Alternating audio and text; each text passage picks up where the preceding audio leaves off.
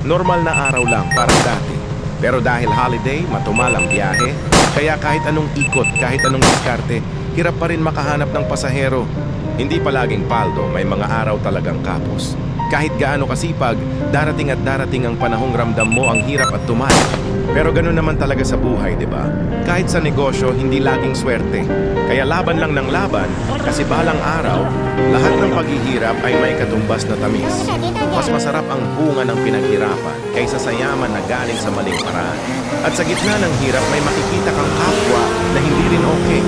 Noon mo marirealize, may pagkakataon ka palang gumawa ng tama kahit maliit lang. Kasi minsan, doon nagkakaroon ng silbi ang buhay. Kapag kaya mong magbigay kahit kulang ka rin. At ang kapalit, isang simpleng ngiti. Yung ngiti pa lang, sapat na para gumaan ang bigat ng araw.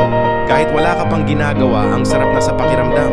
Kaya sa gustong tumulong, siguraduhin ninyong kaya ninyo at ligtas kayo. Oo, masarap sa puso ang makatulong, pero hindi lahat kayang gawin ito. Safety first palagi. Ang pinakamahalaga, makauwi tayong lahat ng ligtas sa ating pamilya. At para naman sa iba na ayaw lumaban ng patas, takot kayo sa itaas. Hindi laging magtatagumpay ang masama. Mas mabuti pang magtagumpay sa malinis at mabuting paraan para wala kayong pagsisihan sa huli.